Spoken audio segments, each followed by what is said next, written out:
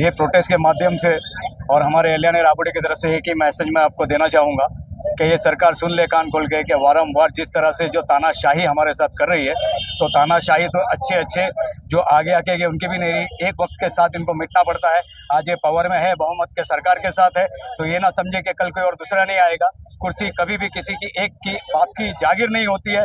ये मुल्क हमारा जनता जनार्दन का है, सेकुलरिज्म अभी भी जिंदा है। जो राज्यसभा और लोकसभा में जो बिल पास हुआ, फिर इसको कानून बनाया गया, ये मुसलमानों पर बहुत हमला है और मुसलमानों की वक्फ की जो ज़मीन है उन पर कब्ज़ा करने की एक नापाक साजिश है। और हम हुकूमत को बताना चाहते हैं कि हम बाबरी मस्जिद पे खामोश थे, लेकिन अब हम खामोश नहीं रहेंगे। जब तक ये बिल लिया नहीं जाता, जब तक ये कानून बदला नहीं जाता, जब तक हमारी जान और माल, इज़्ज़त और आबरू की हिफाजत का जो है मुकम्मल वादा नहीं किया जाता, उस वक्त तक हम रोड से नहीं उतरेंगे और ये हमारी जंग उस वक्त तक जारी रहेगी। बिल्कुल जो है आपने सही कहा है कि जो वक्त पर जो थे लोग जिम्मेदार थे, उनसे जिम्मेदारी अदा नहीं की गई और जिसकी वजह से जो है कुछ ज़मीनें बिकी, कुछ गड़बड़ हुए। लेकिन ये गड़बड़ यही नहीं है, मंदिरों में कितने घपले हो रहे हैं। कौन सा बड़ा मंदिर है कि जहाँ पे घपला नहीं है, वहाँ आप क्यों नहीं बनाते? कौन सा वक्फ ईसाइयों का हो या सिखों का हो या हिंदुओं का हो जिसमें क्या नाम गड़बड़ नहीं है? आज सरकार और दूसरे मिलकर के उसको खा रहे हैं। अब ये सुप्रीम कोर्ट से जवाब आए ना आए, लेकिन अब ये मसला ठंडे बस्ते में नहीं जाएगा।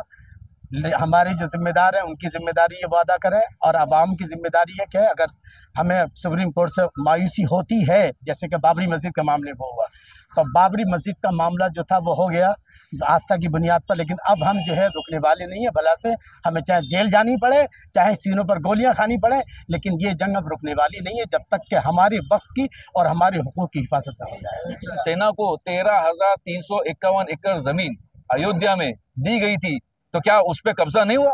क्या वह अंबानी को नहीं दी गई, अडानी को नहीं दी गई? क्या बाबा रामदेव को और श्री श्री रविशंकर के फाउंडेशन को नहीं दी गई? तो जब इन्होंने आर्मी को, जो जय जवान जय किसान हम बोलते हैं, उनकी जमीनों को तक इन्होंने गिरवी रख दी हुई है, तो इनको वक्फ पे आना ही था। क्योंकि मुसलमान जो है ना, इनकी पॉलिटिक्स के ब्रांड एम्बेसडर, जब तक कि इनका नाम नहीं लेते तब तक इनका कुछ भी नहीं हो सकता।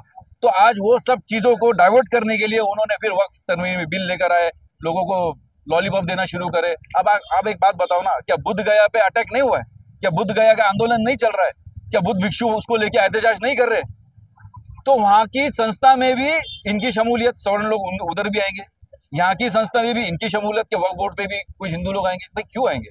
क्या ये प्रॉपर्टी किसी ने हमको दी हुई है, क्या दान की हुई है? नहीं, ये मुसलमानों की प्रॉपर्टी थी। मुसलमानों ने अपने इदारों के लिए डोनेट की थी कि इनसे उनका ये चलते रहे मत्ता।